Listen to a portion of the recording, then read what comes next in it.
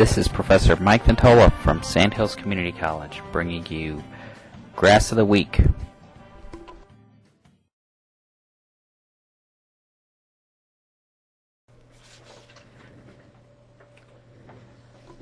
Welcome, we're here for Grass of the Week number 13. I guess it's fitting that some of my least favorite grasses are going to be on week 13, but we're going to talk about centipedegrass and also crabgrass. So these are the lazy man's lawn grass. Centipedegrass is a very slow-growing grass. It originated in China. And one interesting story, in 1916, a U.S. Department of Agriculture plant breeder was sent to China. His name was Frank Meyer, and he was lost on that trip, so never returned. So China was an interesting place back then, but in his bag was found seeds of centipede. So this grass was kind of brought over here by in bed in sort of a mystery. But it's a coarse textured grass. It's a light green color grass, has very low traffic tolerance, has very aggressive stolons, and these stolons are kind of weak. It's very weakly rooted, so this is a grass that also can kind of grow itself to death if you fertilize it too much. So the more work you do on this grass, the worse it's going to be. But if you're just really lazy, you don't want to do a lot to it, other than spray for the two weeds we're going to talk about, the crabgrass. And I put crabgrass in with centipedegrass because you can get quite a bit of crabgrass in centipedegrass because it is quite open. But this is a very often used lawn grass in North Carolina, and it is the lowest maintenance lawn grass in North Carolina. Here's a pretty good picture of those stolons when we grow it in a pot. It does pretty well. Again, that's no traffic. Very long stolon. Could be confused with St. Augustine a little bit, but St. Augustine is much denser and provides a much nicer turf grass than the centipede grass. So if you follow through in your book on page 13, we'll go through the dichotomous key. It's folded vernation, so again, like St. Augustine, will flip in your hands quite a bit. The ligule is membranous with 0.5 millimeter long hairs. No auricle. Growth habit, long growing stolons. This is how you're going to tell it apart. And it fills into open space very well, but it seems to kind of grow out of full space, so it does not like to be very dense. The sheath is split with grayish hairs. Collar continuous with hairs tufted along the edges. Blade is boat-shaped, coarse, 12 millimeters wide, so this is much wider than zoysia grass and Bermuda grass. A little bit more narrow than St. Augustine grass. And the seed head is a slender spike, so that's another thing you can use to identify this grass. So this is about as good as this can look. This is my friend Richard. He's the golf coach at Seton Hall, and he lives down at Belfair in Harbortown. And this is centipede, charged up about as much as it can be charged up, but you can see it also still is a little bit yellow. You're never going to get a dark green color, and one of the ways to combat this is in the spring, you really don't want to fertilize this grass very much. If you fertilize this grass too early in the spring, it's not going to grow, and the weeds are going to grow quite a bit. It likes a more acid soil, so that'll help keep the weeds out a little bit. But you can give it some iron, some Fe. A spring application of iron will green this up a little bit and make it look all right. Richard's grass went south pretty quickly after this picture. You can actually see it starting to happen in these dense areas. It'll kind of just grow itself to death and die. So you want to be careful. You don't want to do too much work to this grass. But it can be an effective grass, again, if you're lazy and don't want to have to mow it very much. And the less you mow it, the better. This is a grass that actually you could go long periods of time without mowing. Here you can see at Bulls Bay, they mow it maybe once a year. So in this situation, a very rough situation, works pretty good. You can find your golf ball, but it is a penalty. And provides a nice texture. You can see it through here. But it's not going to hold up to traffic. There's going to be erosion and problems with that. But if you want this really rough, textured look where the carts are driving through it, that's something Mike Strantz enjoyed. So I want to go over so that exposed stolons can cause it to not be as drought tolerant or as wear tolerant as you'd like, and then the iron. So those were the main things about centipede grass. It is used quite a bit. It is seedable, which makes it one of the few warm season grasses that are seedable.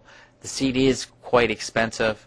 Some of the sod growers have been able to make money growing sod for Lowe's and Home Depot and places like that and selling it at a really high rate. But it's not a sod where they can harvest it year after year. It can only be harvested once, again, because of that shallow root system and the pretty aggressive stolons that don't tidy. So once you harvest it, there's nothing left to grow back for the next year. So you have to seed it year after year. So it is more expensive, quite a bit more expensive for the sod growers to grow. Okay, so the next thing we're going to talk about, and this is not on your key in the book, we do talk about it. We're going to talk about both smooth and large crabgrass. Germinates generally from March to May. Sometimes if the weather gets better, it will germinate more than that.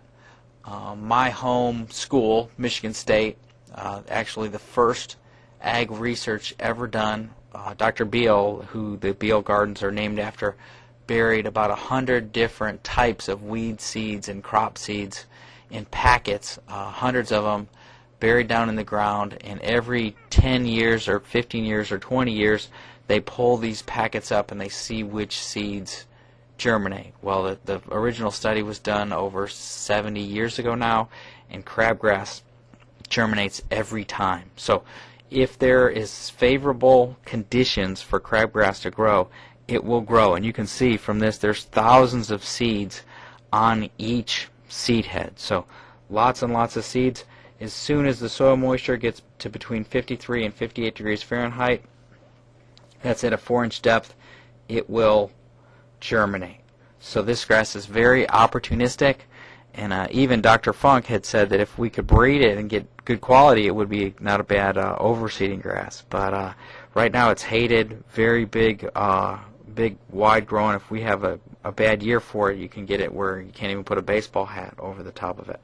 The best control, like we showed John Labasi at the beginning of this, is getting out there and getting your pre-emergent out. If you get your pre-emergent out before the forsythia bloom, or right as the forsythia bloom, that's about the time when you're going to get that 53 to 58 degrees Fahrenheit at 4-inch depth.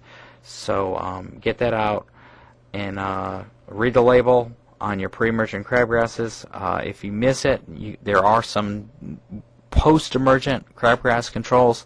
Those are a little bit more expensive, but this is really the sign of if the golf course has crabgrass, or if your turf area has crabgrass, that's a sign of neglect, and I don't think a professional turf manager should do that. So pre-emergent with your spring fertilization is important.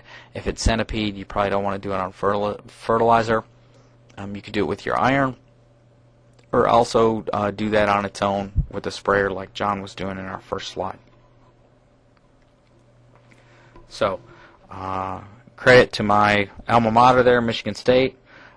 Here's large crabgrass. We're not going to worry about identifying separating them out, but I am going to go through the dichotomous key just to talk about it. You can see there's quite a membranous ligule, a little bit of hairs, and then the seed head that produces just millions of seeds a year. So your soil is going to have crabgrass seed.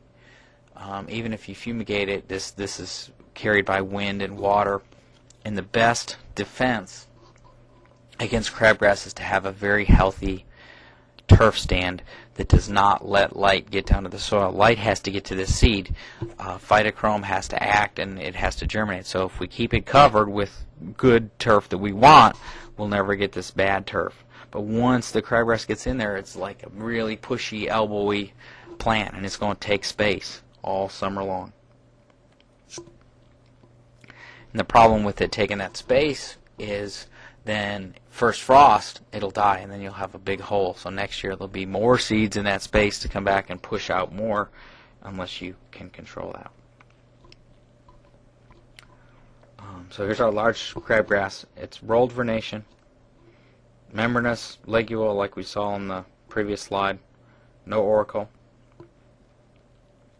It's a summer annual, It does have stolons, though. It is going to go sideways. Again, it's very pushy going sideways. It's a kind of a bunch type grass that'll grow so actively sideways that it'll put down some stolons.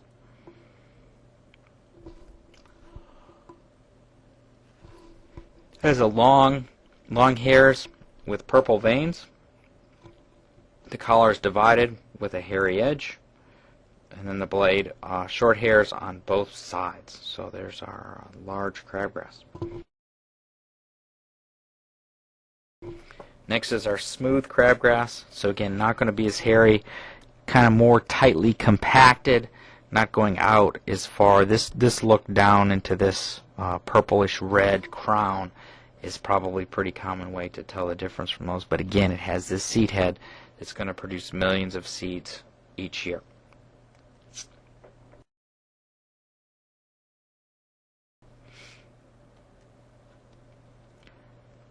Rolled vernation, same, ligule membranous, a little bit shorter than the large crabgrass. No auricle. Summer annual, it has stolons, not as aggressive as the large crabgrass, but still there, still going. Flattened with long hairs. Collars divided with hairs on the edge. And then not as hairy as the large crabgrass. So that's how you tell them apart. So I'm not going to make you tell the difference between those two, but you need to know Digitaria is crabgrass.